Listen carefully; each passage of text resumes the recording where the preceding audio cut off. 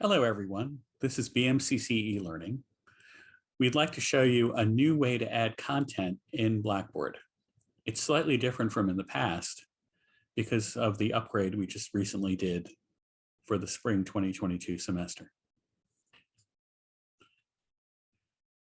We're going to add an external video from YouTube, which is going to stay external, and then upload an Adobe PDF file using the new tool.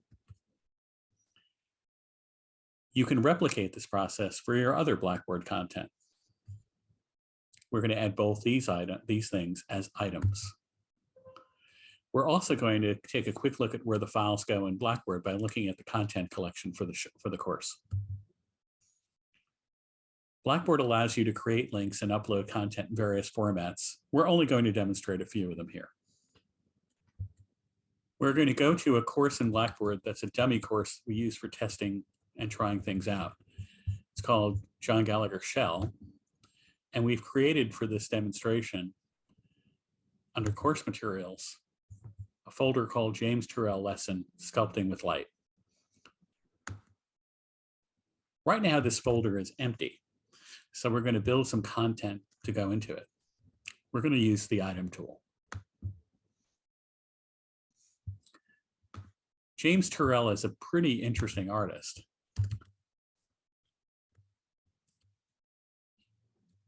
If you know his work, you know that it's pretty fascinating. He uses light as a medium, but that's not really relevant for now.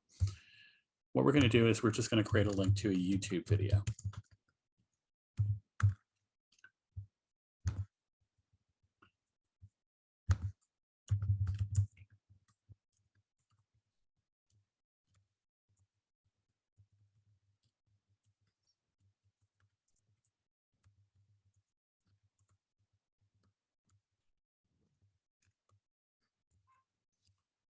Over here is a new button that you wouldn't have seen before. It looks like a plus sign inside a circle. It allows us to add content. And we are going to go all the way down to the bottom of the Add Content tool. And we're going to select YouTube video. It's going to ask us to search. Now, rather than go directly into the search mode, we're going to go to YouTube and find the video we want. And here it is. The first one that comes up, it's called James Turrell. So we're going to look at that video and see what we need to get it into YouTube. Since 1980, when he had the video is called James Turrell. So we're going to copy James Turrell, go back to the Create Item tool, and put that in the search box. And hit go. As you can see, we have a bunch of different videos, and we want to make sure we get the right one. So we're going to go back to YouTube.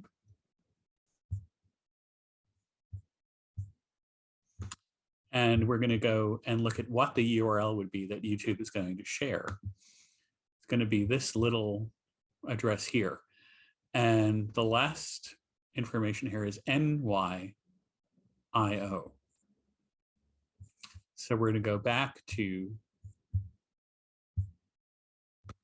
Blackboard and look for the same string. And if you notice over here, that's identical to what we saw in YouTube. So that's what we're going to use. We can assume this is the right video. So we're going to select it. The name is going to populate automatically. And then it's going to ask us for certain options, one of which is thumbnail. We're not going to do that. We're going to go to embed video. Then we're going to show the YouTube URL so the student can cut and paste that themselves or click on it to see it in YouTube. And we're going to click submit. We're also keeping the YouTube information available. You notice now the video is embedded. So let's submit that.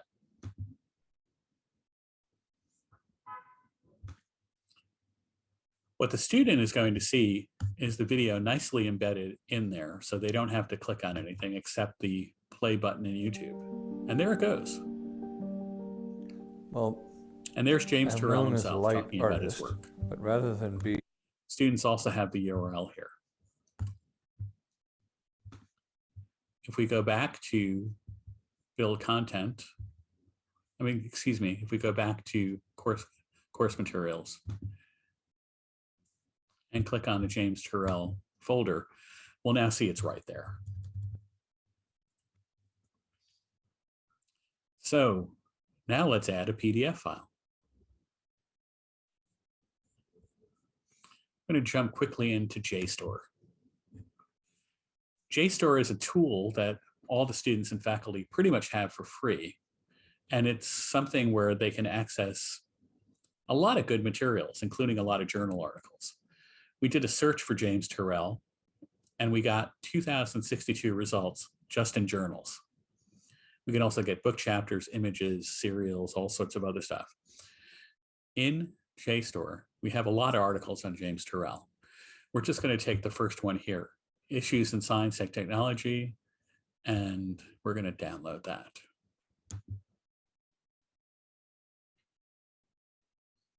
And here is the article in PDF form. We're going to go up here to File, and we're going to export it as a PDF. Your browser might work differently.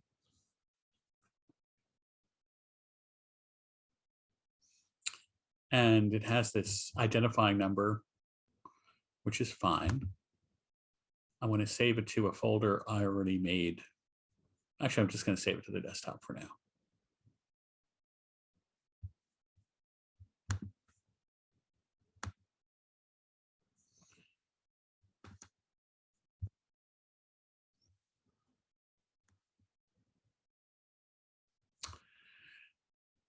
I'm going to go back to Blackboard,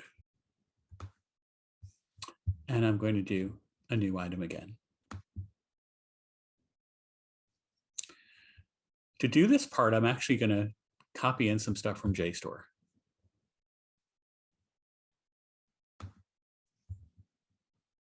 I'm going to cite it. And since this is a work of art, it's probably for a humanities class, I'm going to copy this part. And I'm going to put that into create item.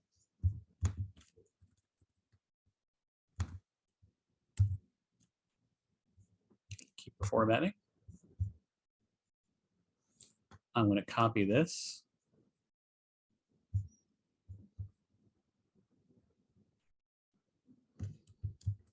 And put that under name.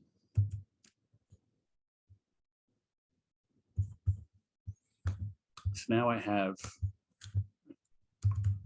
a place to put the text. So what I want to do is go here, and I'm going to insert a local file. And I'm going to pick the file I just downloaded, and choose it.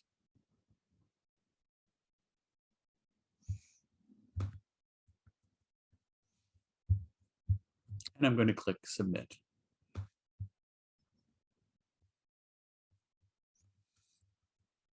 Underneath the video, I now have the article. And if I click on the article, it's going to come right up so the students can read it without having to go through any big fuss. Every class in Blackboard has associated with it a content collection. Content collection has a fixed size set by CUNY that we have very little control over. It's really not optimal for being used for big files such as videos, but it's pretty good for text files and image files. It's also not optimized for video playback. So we suggest that if you want to use a video that's originally created, you put it on YouTube or you put it in some other cloud service that will allow you to stream it. With that video that's from YouTube, it doesn't go in the content collection. It remains outside and is accessed as a link. We're going to look at the content collection for this course now. And we'll see all of these different folders here. And here's the file we just uploaded. If we click on it, we'll see that it comes up from the content collection.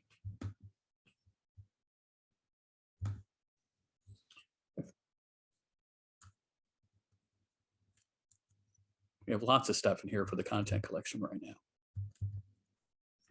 But there's what we just uploaded. If you notice, it has a date attached to it and also some information about the file. If we look at the file in 360 view,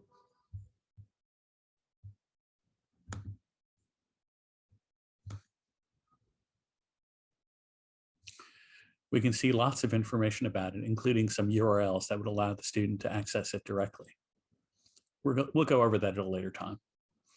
If you have any questions about what we just went over, or just have any questions in general, you can email eLearning at this email address, elearning@bmcc.cuny.edu. We also invite you to attend our lab hours. You can go to this URL to register.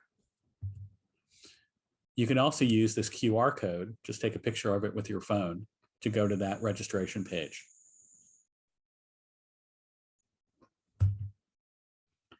Thank you very much. We at eLearning are here to help you, and we're looking forward to helping you whenever you need it. Thanks again.